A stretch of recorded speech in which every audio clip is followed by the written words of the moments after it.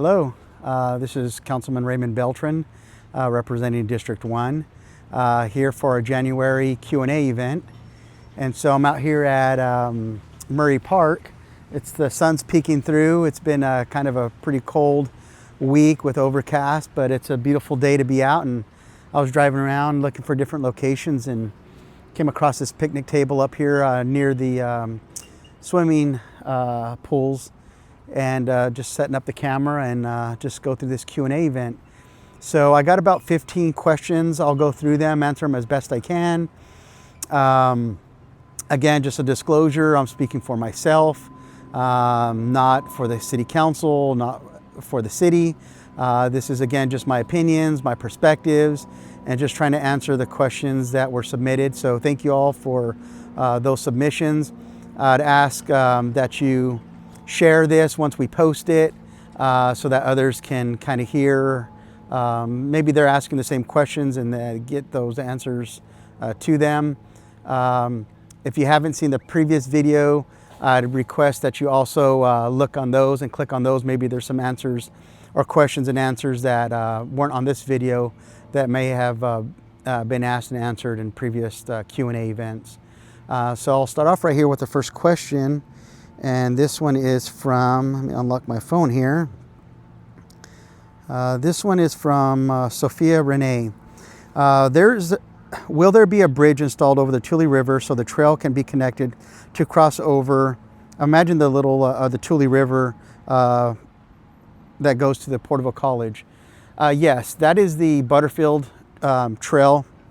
That's the newest one that's being built. It's going to be going from basically Porterville College up to North Grand along the old railroad tracks. But as far as a bridge that's going to go over the river, no. That's what they're calling a lookout. So the trail will go up to the river, and then there'll be a stop, and the trail will then go to Main Street, which is very short, maybe 60 to 80 feet back to Main Street. And then you can just walk across the bridge on Main and then go back up to the trail and reconnect. So it's called a lookout. There'll be a lot of focal points, benches, I believe watering fountains, lighting, trees, landscape throughout the whole trail. And much like Santa Fe, there'll be some focal points of maybe historical markers, maybe information of the area or history. There's going to be like a Western theme, so like kind of wooden stamped, concrete, like wagon wheel type designs. So when it's all said and done, it's going to look amazing. But getting back to the initial, there will not be a bridge going over the Tule River.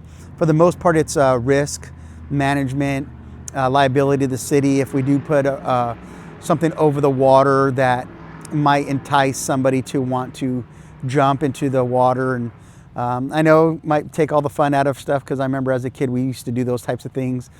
We live in new age now, where when things are built like that, there's precautions made to make sure that overall it's the well-being of people to enjoy walking the trail, not an opportunity to jump off and go into some water, especially if you don't know what's at the bottom or how deep it is. So there will not be a bridge for the trail that will go over the Tule River there. The next question from Patlin Dolores. What is the city doing to combat homelessness? There's a couple of questions that she asked. I'll do that one. So we have the Navigation Center. That's been in operation, I want to say 4 years at least, maybe 5 years it's been open. And that is at the old Citrus High School on C Street. I believe the address is, I don't know if it's 40 or 140 South C Street. They house 30 individuals there when it's at capacity. There's in two different rooms. One is the bridge housing, and what it's called, and the other one is called the emergency beds. That's basically somebody coming off the street, and it's first come and first serve. So that's the long-term resources that people have in our community who are homeless. There's other services that we do every other Wednesday called the Link events. And that's where the broader agencies, whether it's government or social programs, private nonprofits, come Family Crisis, Kingsview, mental health, health and human services, housing, A lot of different elements come together every other Wednesday there. I believe it's from 9 a.m. to 11 a.m. Sometimes there's barbers there, for everything's free. Sometimes we try to have medical care there. There's a couple mobile units that show up. So that's what what the city has in place. I know we'll probably talk about the armory later in another question. But we also are expanding services there.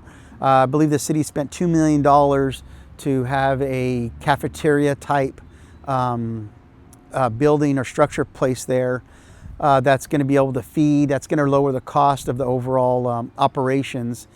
Food is a big part. People don't think about the cost to feed individuals there. Now that'll be for the residents there. That won't be for people in general that can just pull up and ask for food. This is mainly for the individuals that are staying there. But also probably operate as a cooling and warming center during inclement weather, as well as permanent showers and restrooms will be there. So that's part of what the city has been doing there. Second part of our question is, what are we doing to attract businesses to our community that would create jobs and visitors would want to come to our town? So, the most of the regulations comes from the state. The state has a minimum requirement for, the structure size, the infrastructure, and certain things. The best thing the city can do is try and zone things properly. So, you don't want an industrial park or companies right next to a residential because of noise, and they might operate 24 hours a day, or smells, different things that might be traffic with large diesels. So that's part of zoning. We try to coordinate a uniform way around the city where there's business, retail, mixed use. That's kind of downtown area. The best thing the city can do is have the utilities for these areas, whether it's sewer, water, and power, and somewhat transportation that goes to areas. So when a business is, whether it's a retail or a warehouse, whatever it might be, when they come into our community, a doctor's office, that they have the infrastructure there to build. So that's, I don't know.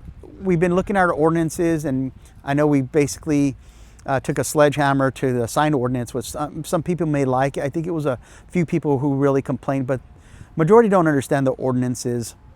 And I voted against it initially because I think more of a scalpel approach than a sledgehammer is a proper way to govern. People didn't say, hey, I can't open a business in Porterville because of the sign ordinance. It wasn't that. It's more of an optics and a feel for things. You get an idea of when you go to other areas. Let's say a lot of people use Visalia downtown because it's a close example that's nearby of the feel of their downtown area. They have sign ordinances, how big the font can be, what colors the buildings can be, what features, whether it's stone, or other materials that are used in the buildings. There's a look and a feel. When you kind of get rid of those ordinances, as much as you don't want to overburden businesses, then you get something like Las Vegas, where you just have neon signs, things that may not fit the feel of that community. And so there's little things like that, and it can get into the nuance of yard sale signs on poles and stuff like that, which some people think are blight, because for the most part, people forget to take them down, and they can sit for months. And again, it's not so much as like deterring business from coming to Porterville, as though some people might feel like, oh, that's just the overreach of government. It just depends on your perspective of that. So we are looking at redoing our business or our development ordinances to make sure things are properly zoned to help encourage development, especially a lot of vacant lots throughout the city that people wonder why there hasn't been development there yet. Most of it is the property owner just is choosing not to for whatever reasons. It's not because the city doesn't allow it. We've had some great examples come recently of when a developer is working on something and they ask us as council members or staff to adapt or change something. And for the most part, we try to work with them and do that. So we'll continue working on that. That's the best thing we could really do. A lot of it does come down. I'll talk later on about community development. They also asked What is going on with the new library and the funding? So the most part, we were waiting for an insurance payout. We got an initial one to help the temporary library and some other things that we needed, that we got that money. We did get a grant, thanks to Senator Hurtado, who got us, I believe, $7.2 million to a grant towards the construction of a new library. And so the last thing we were waiting on was a last insurance claim. And it's pretty much ready to sign. We're at the kind of end of that negotiation and what we're going to receive. And I think the last 2 meetings ago, the council's direction was, I believe, towards a $22 million library. It wasn't the $30 million that the past council was aiming to get at, but it's $22 million with the design approach of being able to expand it at a future point. So that's where we are a little bit. Hopefully that answers those questions about the library.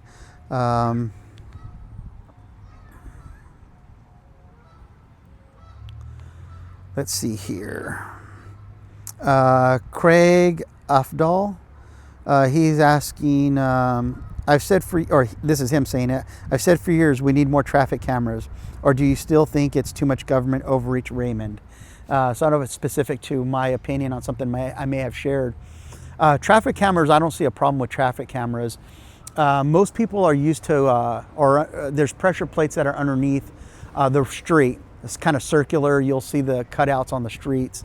Most municipalities are getting away from those pressure plates because when they go wrong or there's a fault or something they replace, it's a lot of money and effort to replace those. So what you'll see now is up on the signal lights, you'll see cameras up there. Some people mistake them for red light cameras. They're traffic cameras. And all they do is monitor vehicles that are pulling up to the traffic intersection. And they have zones. There's green and red zones, and it'll monitor if there's one vehicle there, if there's two there, if there's three. I've seen the depictions. It's pretty cool. So when you see those cameras, I'm not against traffic cameras. At some point, the past administration was building a system to eventually have, you can go from one side of town to the other with all green lights going the speed limit. So I think that's something that we'll continue to work on. I think it's an improvement for traffic flow. A lot of people ask about the intersections near Save Mart there on Henderson. The ones that are near the on-off ramps of the highway, those are ran by Caltrans. The city has no control over those signals.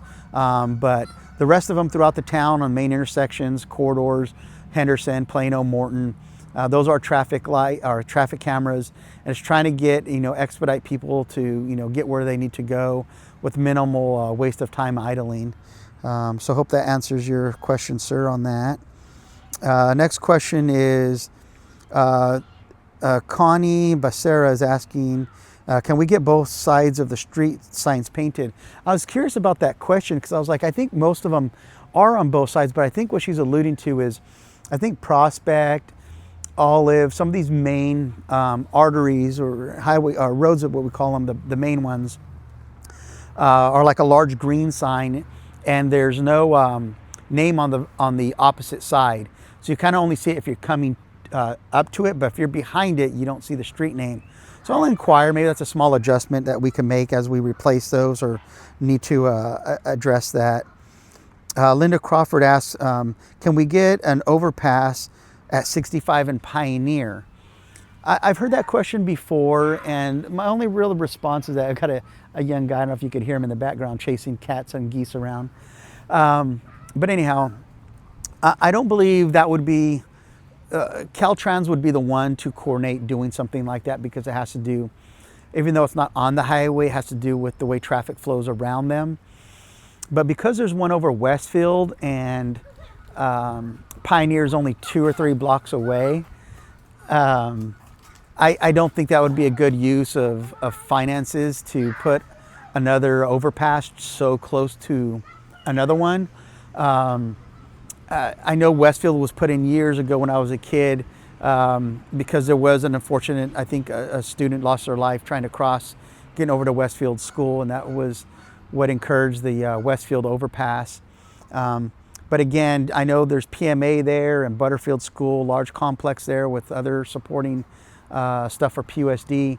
But I think just the proximity to Westfield is just wouldn't be a good steward of the money, and then obviously, the traffic. You would have to, if you look at how Westfield goes over 65, how far back that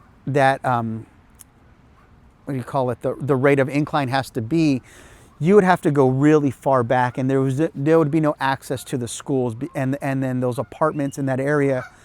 There would be no access to the frontage of those apartments because you'd have to start the slope so far back on Pioneer that it would kind of condemn those properties. She also asked, why can't we get more things for young people to do in Porterville? I think it was a follow-up to ask, what age group, and I think it was the older kids. We are building a community center where the kids go there and play basketball or pickleball or other activities that we'll have. We are building that community center because we know there was a need for youth in our community. Obviously the library, once that's built, hopefully we can have events and activities there. But I think a lot of people ask more like on the private sector, like a roller rink, some type of a fun like arcade place, or just overall physical activity, betting cages and what have you. And that's the private industry. We're hoping, when the city does everything right, that's the byproduct of those successes, is the population grows, investments are made in the community. I know if you look at the PRC meetings, if you go to the city's YouTube page, PRC is a project review committee, and they'll look up different projects that people are trying to get done in our community. And I just saw one recently, I want to say maybe 2 weeks ago, of somebody who wants to build a golf simulator business near Galaxy 9, I think, near Spoons. And that's really great. I mean, I don't golf, but that seems like a fun, fair way to try and practice or just have fun.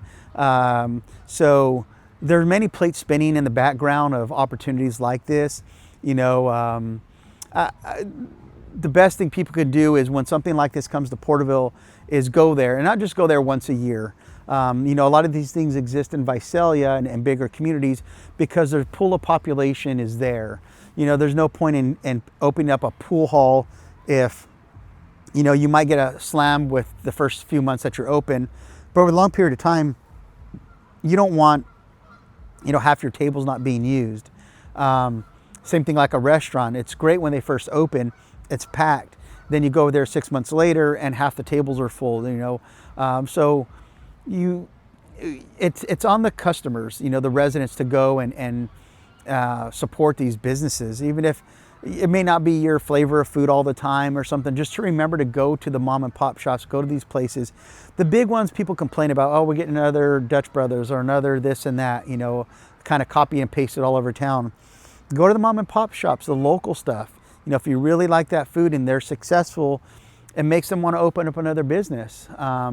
Or the success rate, people understand that they're successful and residents will go to that stuff. So that's all in the private industry. This really city can only work with those individuals for zoning and building ordinances to make sure it's safe and can accommodate the type of people or the the occupancy of a place. That's all the city's job is to make sure everything's safe and functional. Let's see.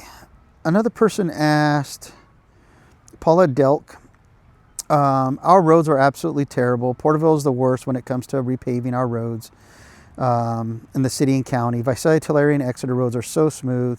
There are so many potholes. Why does the city spend so much money on smooth paved walking trails and on the railroads? It goes a long distance, and it goes a long distance in the most dangerous part of Porterville. I would never walk on the trails in fear of being attacked. Visalia built an amazing trail along the 198. So the thing with the roads, the city was doing about $500,000 to $1 million on road improvements, and that doesn't mean the reconstruction of like how we did Main Street or Henderson. Those are two different animals. There's the resurfacing when a road is getting damaged and has some potholes versus a whole reconstruction where we completely rip out the whole street. Usually we're doing utilities, whether it's sewer lines, water lines, storm drains, stuff like that, which we just recently did on Villa and had on Henderson. These projects with inflation are just getting astronomically expensive for the city to do. Newcomb was going to be the next road that we were going to do, but the Villa project cost so much money that it's going to delay getting Newcomb done. That's why Newcomb ended up getting an overlay instead of a reconstruction. Right now, we're going again from this $500,000 to roughly $3 million over the last year. And, you know, I think it's great to kind of catch us up on some things that I want to say we're neglected, we're just unfunded. You know, there wasn't enough money to go around.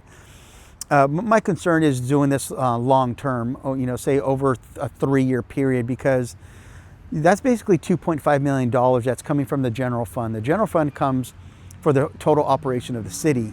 Now, there's a difference in enterprise funds and the general funds. Enterprise funds means when we collect your water and trash, when you're paying those bills, that money goes specifically to those departments, so they are self-funded. They're operational just from the budget standpoint. Which roads are. There's a gas tax, there's revenues that are meant specifically for roads.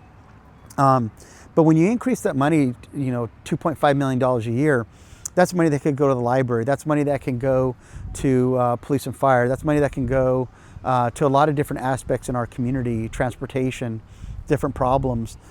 And so is it sustainable? My concern is the long-term sustainability. That's a lot of money, even personnel. That's probably one of our bigger factors is actual salaries. Right now there's a hiring freeze. There's essential people who are being hired, police and fire, and some critical staff. But there are some staff members that are doing 2 jobs and they're not getting compensated. There's no overtime allowed. It's got to be pre-approved.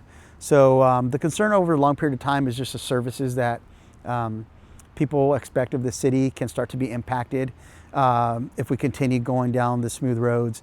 And I kind of push back a little bit on, you know, you go to these other communities and they have all smooth roads. They do not. I don't know what part of those towns you're driving in. Every community has potholes. Every community could use, you know, better road maintenance. So I don't think it's a matter of Porterville's neglect or you know, we don't want to. It's very much a factor of a financing thing. And so, you know, I like the improvements that we're doing now. The long-term sustainability is a big red flag for me. When you get to know the nuts and bolts of the operation of the city and all the other services that are impacted when we're asking 30% cut from different budgets to make this happen, I think that's I think it's reasonable in a very short window of time. I don't think it's sustainable over, like I said, over a 3-year period and plus. I think it can cause long-term problems.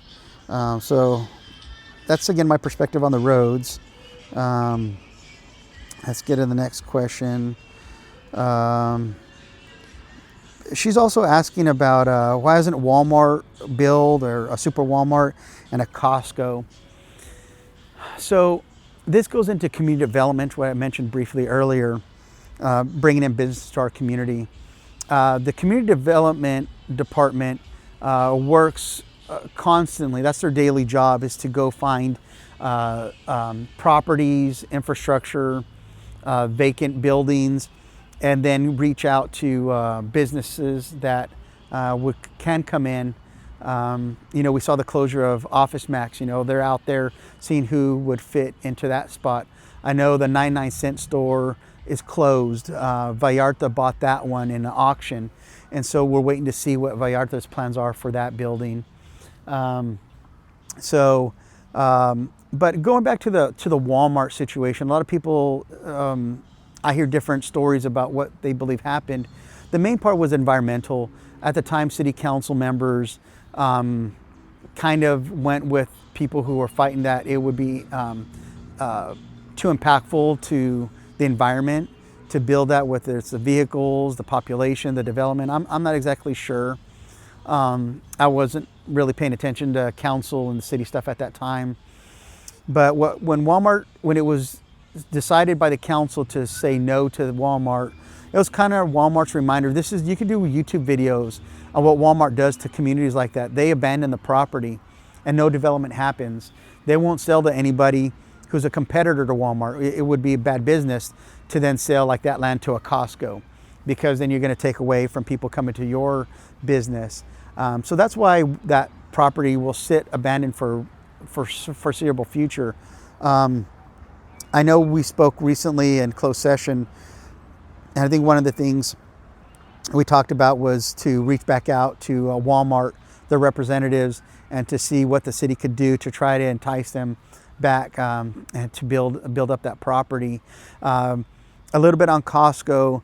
When Smart and Final moved and built bigger and better spot, Costco was looking at Porterville potentially, but then once Smart and Final built a new building, again, that's a competitor. It's not really smart business to build something close to a competitor. Again, Porterville doesn't pull the population that a Visalia and Tulare pull. I mean, their population is like, combined is like 4 times the size of Porterville. So those bigger box stores, they're all profit driven. Not that Portervillians wouldn't go to them and they could be somewhat profitable. There's certain lines or percentages that they're looking for. And with the new Smart and Final, I'm sure it doesn't meet their criteria to build in Porterville. But again, community development will still continue work. I know people ask about In-N-Out and Olive Garden and a myriad of businesses to come to Porterville. And our community development is constantly reaching out, again, to find locations. This is part of our infrastructure, and we're building new roads, and we're putting in bigger pipes and bigger sewer lines and recycled water. We're constantly looking at our utilities, so when something wants to come to Porterville, we're like, yeah, our community can handle what they're going to bring. So that's part of the story behind the development. Another person asked about a Walmart, Costco. Hope I answered that. Debbie Osagura is asking about, can we do more for animal rights? Start finding backyard breeders and those that get called on for what is animal negligence.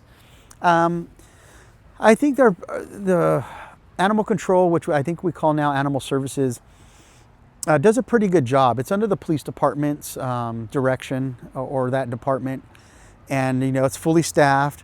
Those individuals go out and deal with animal service calls with its mostly dogs. Sometimes there's large animal issues, and, pigs, horses, goats, stuff like that. But educating the community, that's part of having the building here instead of in Visalia.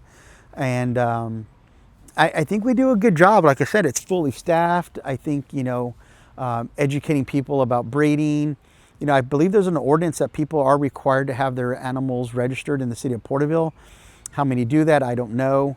That is something that is voluntary. I think there's a $25 fee to kind of monitor that kind of activity. So I think we're trying to, but again, all these, we don't want to be heavy-handed with our government and knocking at everybody's door and saying, hey, do you have a dog? But there's a reason behind that. We're not trying to tell you how many dogs you can have and stuff like that. But, there's a lot of loose pets out there, and it helps get them reconnected and just, responsible pet ownership, whether you're a breeder or just, some people get puppies for the holidays, for Christmas, it's cute. And then that, dog or other animal gets too big or it's difficult to manage, and they abandon them. And so a lot of it comes back again to people, residents, to make sure that they're being good pet owners and education.